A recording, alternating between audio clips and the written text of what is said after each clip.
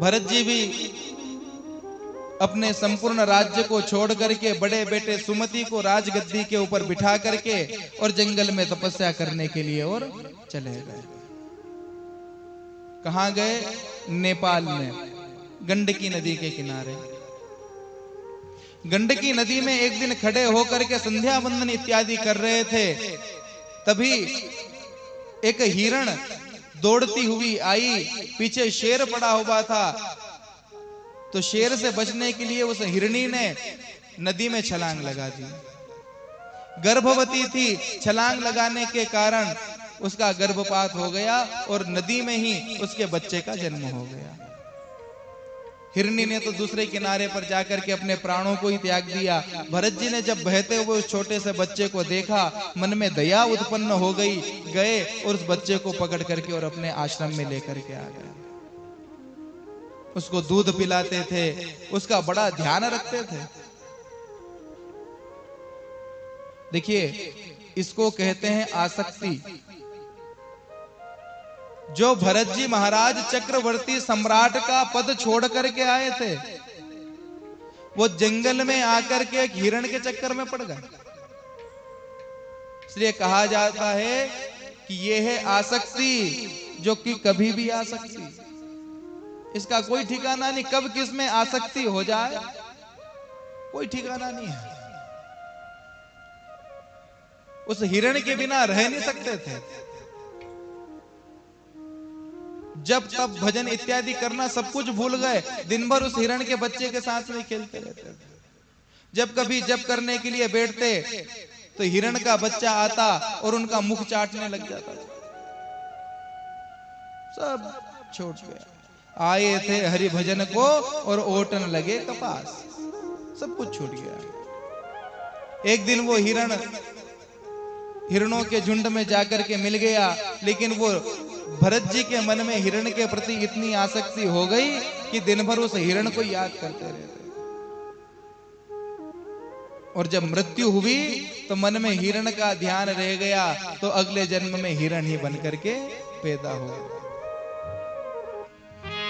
मरण काल में भी रहा मृग शावक का ध्यान, पुनर्जन्म में मृग भये राजा मोह निधान। और संत तो बड़ी सुंदर एक और बात कहते हैं कि एक मृगा के संगते भरत धरी मृग देह, तुलसी उनकी कौन कहे जो घर घर करत स्नेह। जब केवल एक मृग से इतना प्रेम हुआ कि अगले जन्म में जाकर के मृग ही बनना पड़ा, तो हमारी और आपकी क्या ही बात करें साहब। कितने कितने रिश्ते अपन जोड़ करके बैठे हैं। लेकिन पूर्व जन्म का ज्ञान भरत जी को है, इसलिए सूखे सूखे तिनके उठा करके और खाते हैं। एक दिन जंगल में दावाग्नि लगी, दावाग्नि में जल करके और भस्म हो गए। और तीसरा जन्म इनका एक ब्राह्मण परिवार में हुआ। जैसे ही थोड़े बड़े हुए, पिताजी ने सोचा कि बेटा तू केवल सत्यनारायण भगवान की कथा ही सीख जा, तो कम से कम एक आध दो जजमान कहीं साथ में आ जाए, तो एक जजमान को तू संभाल लेना, एक को हम संभाल लेंगे। लेकिन पिताजी इनको सिखा सिखा करके हार गए, लेकिन गायत्री मंत्र भी याद करके नहीं सुनाया। पिताजी को क्रोध आया, क्रोध में आकर के इनका नाम ही जड़ भरत रख दिया। ये तो है ही जड़। समय पा करके माता पिता की तो मृत्यु हो गई। अब घर में कुछ काम काज तो करे नहीं, बैठे बैठे खाए। और जो किसी काम का नहीं होता, उनकी खाट कहां पर डलती है? खेत पर। भरत जी की भी खाट खेत पे पटक दी, बोले यहीं रहना और यहीं रहो और काम करो। एक दिन इनके भैयाओं ने खेतों में बीज बोए और इनसे कहा कि भैया तुम ध्यान रखना, हम घर जाकर के और भोजन करके आते हैं। इनके भैया तो घर गए और जब पक्षी उन दानों को चुगने के लिए आए तो ये भी गाने लग गए। रे राम जी की चिड़िया, राम जी का खेत, राम जी की चिड़िया, राम जी का खेत, चुगोरी चिड़िया भर भर पे, चुगोरी चिड़िया भर भर पे। राम जी की चिड़िया, राम जी का खेत, राम जी की चिड़िया राम जी को खेत, चुगोरी चुगोरी चुगोरी चिड़िया भर भर पे, चुगोरी चिड़िया भर भर पे।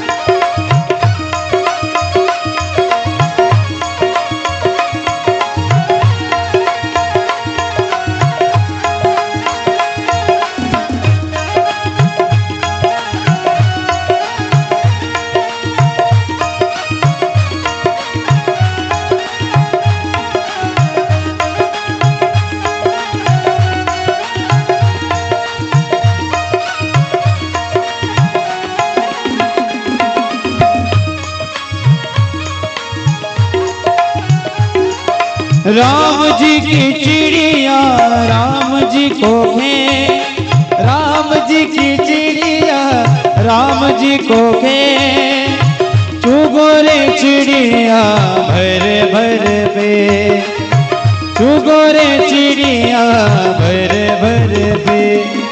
राम जी की चिड़िया, राम जी का खेत, राम जी की चिड़िया राम जी का खेत, चुगोरी चुगोरी चिड़िया भर भर पे, चुगोरी चिड़िया भर भर पे।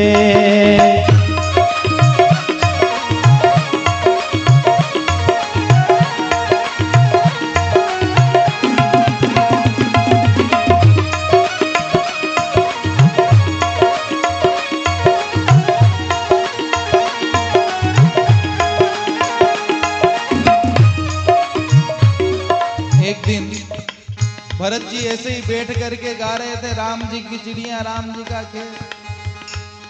वही जंगल में एक डाकू का समुदाय रहता था। जो डाकुओं का सरदार था उसने ऐसी मान्यता करी देवी जी की, बोले हमारे घर में अगर बेटे का जन्म हो जाएगा तो हम आपको नरबलि चढ़ाएंगे। तो जो दूसरे डाकू थे उनसे कहा कि जाओ कोई अच्छा ऐसा मोटा ताजा आदमी पकड़ के लाओ, माता जी को बलि चढ़ानी है। चले, और तो कोई नहीं मिला, यही मिल गए।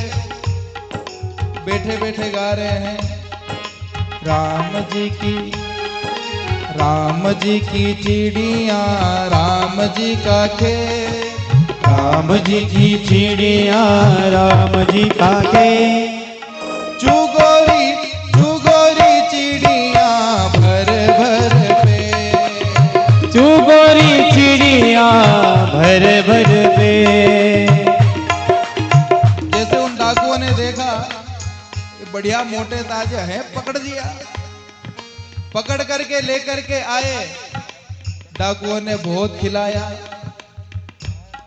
भरत जी ने भी सोचा कि वारे कहाँ सूखी सूखी रोटी खाते, ठाकुर जी की कृपा तो देखो, कितना सुंदर सुंदर पकवान खिला रहे हैं।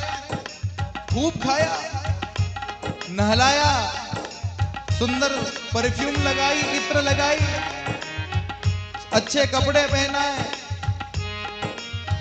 लेके आए काटने के लिए गला। जैसे ही सर झुकाया भरत जी ने देखा, क्या? बोले कि इसी के लिए तो खिलाया था। बोले ठीक है। झुक गए माता जी के सामने। लेकिन देवी जी ने भी सोचा कि अगर इस परम भक्त का गला अगर आज मेरे सामने कट गया तो मैं कभी ठाकुर जी को मुंह दिखाने के लायक नहीं रहूंगी,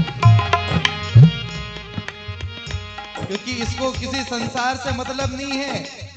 ये इनको रोकेगा भी नहीं, क्योंकि ये तो अपनी ही धुन में मस्त है। कौन सी? राम जी की चिड़िया राम जी का खेल, राम जी की चिड़िया राम जी का खेल, चुगोरी चिड़िया भर भर पे, चुगोरी चिड़िया भर भर पे। जब माता जी ने ऐसा देखा तो सहसोच्चाट देवी भद्रकाली, उसी मूर्ति में से माता भद्रकाली हाथ में तलवार लेकर के प्रकट हो गई और जितने भी डाकू सामने खड़े थे सभी का गला काट दिया। भरत जी नीचे सर करके बैठे हुए हैं, बोले यार अभी तक तलवार नहीं चली, अभी तक तो निपट जाना था, लेकिन देखा जो काटने के लिए आए थे वही कटे हुए पड़े हैं। खड़े हो गए तुरंत, न तो मरने का गम था और ना बचने की कोई खुशी। चल दिए उसी धुन में। राम जी की चिड़िया राम जी का खेल, राम जी की चिड़िया राम जी का खेल, राम जी की चिड़िया राम जी का खेल, राम जी की चिड़िया राम जी का खेल, चुगोरी चिड़िया भर भर पे, ओ चुगोरी चिड़िया भर भर पे।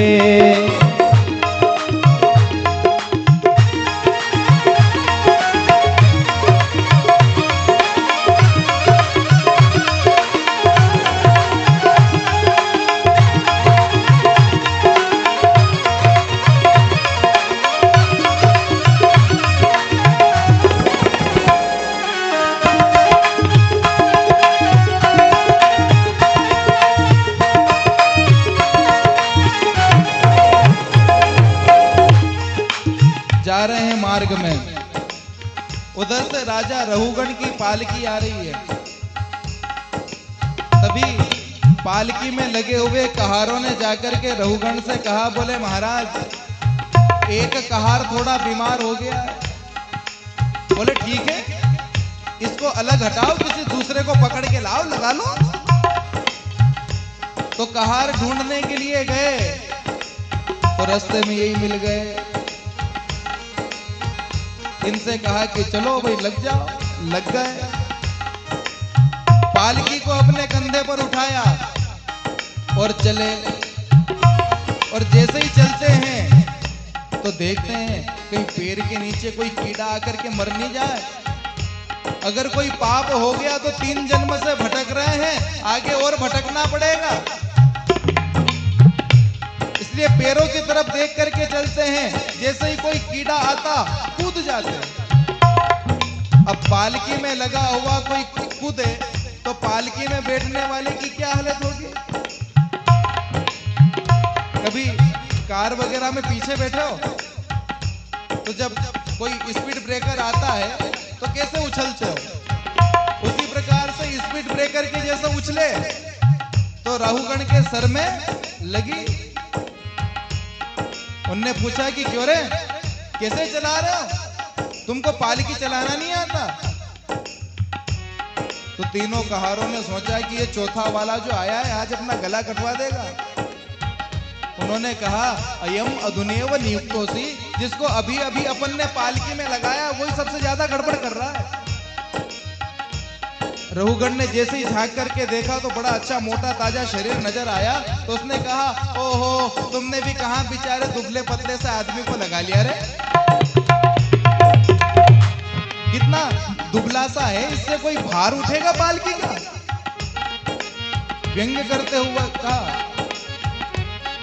लेकिन जब व्यंग के बाण छोड़े फिर भी भरत जी के ऊपर कोई असर नहीं पड़ा, वो तो अपनी मस्ती में जा रहे हैं। राम जी की चिड़िया राम जी का खेल, राम जी की चिड़िया राम जी का खेल, राम जी की चिड़िया राम जी का खेल, राम जी की चिड़िया राम जी का खेल, चुगोरी चुगोरी चिड़िया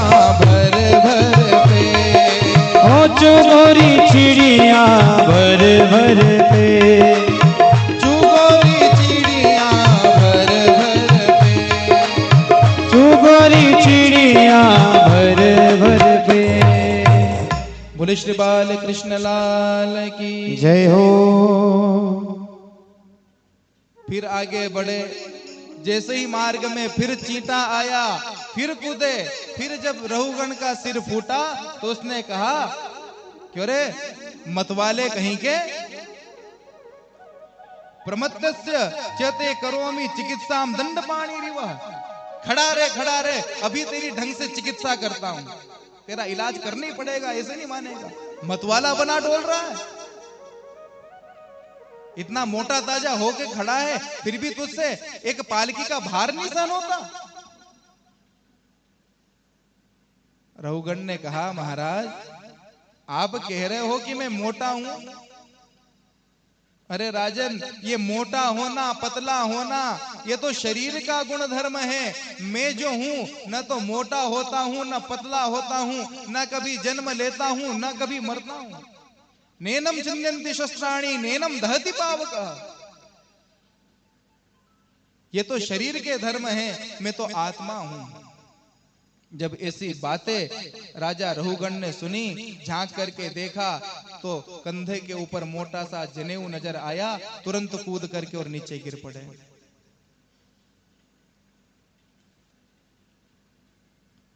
रहुगण ने कहा, बोले महाराज आप मुझे क्षमा कर दीजिए। भरत जी ने कहा कि क्यों, अभी तो तुम मुझे बड़ी बड़ी गालियां दे रहे थे, अब कह रहे हो कि क्षमा कर दो, क्यों कर दो क्षमा। बोले महाराज नाहम विशंके सुरराज वज्रान त्रयक्ष शूलान यमस्त दंडात। अगर मेरे सामने स्वयं राजा इंद्र भी अपना वज्र लेकर के आ जाए तो मैं उनसे दो दो हाथ करने के लिए तैयार हूं।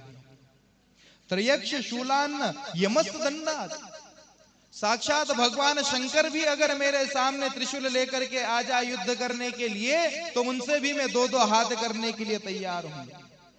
यमस्त दंडात, अगर साक्षात यमराज भी काल पाश हाथ में लेकर के आ जाए तो उनसे भी मैं युद्ध करने के लिए तैयार हूं। लेकिन नानग्न सोमानिल वितपास शंके वृषम ब्रह्म कुलावमानात्, मुझे केवल डर लगता है तो ब्रह्म कुल के अपमान से डर लगता है। इन ब्राह्मणों से मुझे बड़ा ही डर लगता है,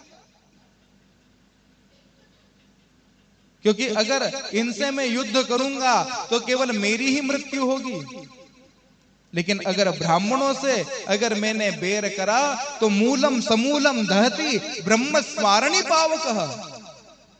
जब ब्राह्मण श्राप देता है तो केवल एक व्यक्ति का नाश नहीं होता, उसके संपूर्ण कुल का ही नाश हो जाता है।